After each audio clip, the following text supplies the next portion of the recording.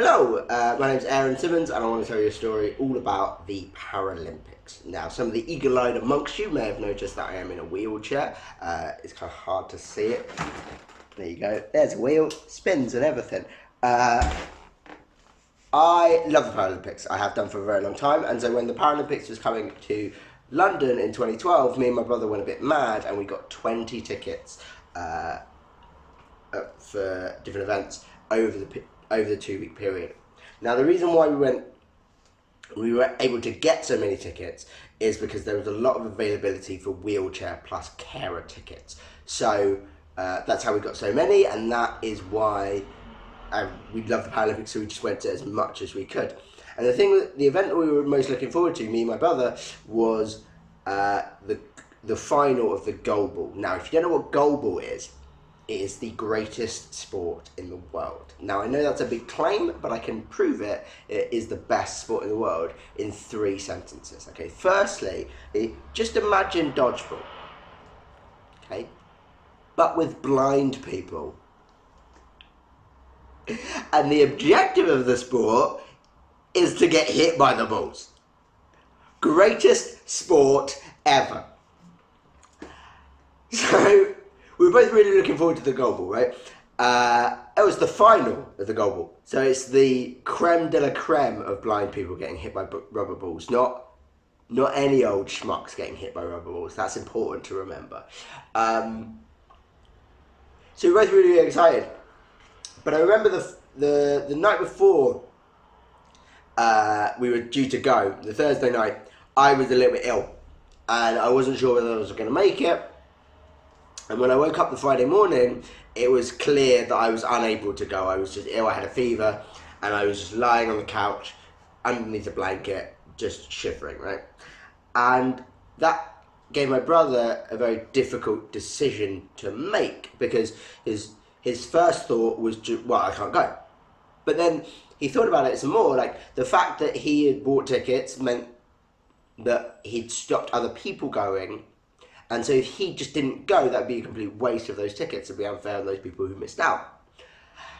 And so then he thought, well, maybe that he could go to the game by himself and explain the situation and say, look, my brother and I bought tickets, but he's unwell. Would it be okay if I just watched it by myself? And that sort of works in theory, but it's very unlikely to be successful. You can't really be a carer, have a carer ticket without somebody in a wheelchair.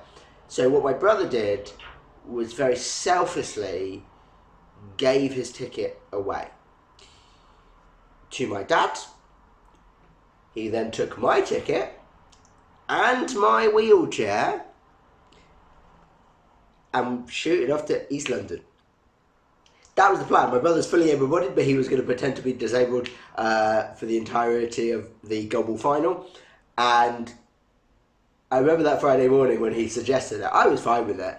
I was very suggestible. I was high as a kite. But, you know, I remember sitting there. The one thing I do remember about that morning is how nervous my dad was. He was bricking it the entire time. He was telling my brother, look, we've got to be inconspicuous. We cannot draw attention to ourselves. We cannot get found out. This is not okay to be doing. But my brother was remarkably chilled about it, considering he was about to commit fraud. And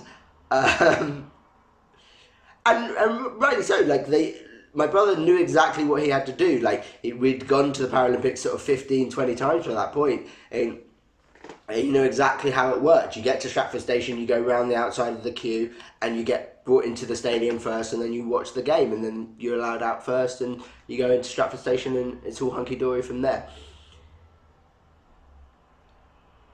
That was the plan. And to be fair, the plan worked pretty well up until Stratford Station. They went on the tube. I know, this was back in the time when you could go outside. How exciting. But they got on the tube, got to Stratford Station by absolutely no problem. And then when they got out, my brother started to go round the queue like he'd seen me do, and that's when the story starts to go downhill. Both metaphorically and literally, because that's the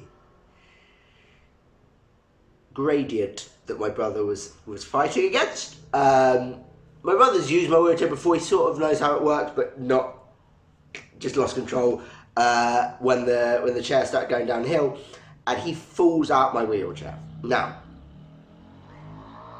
he does this in front of 100 or so people queuing up to go into the copper box in East London for the goalball final, and obviously people come rushing out the queue going, oh my god, are you okay, can I help you, all that kind of stuff. My brother, trying to remain as inconspicuous as possible, jumps up and he says, I'm absolutely fine, get back in the queue, I really don't need any help at all.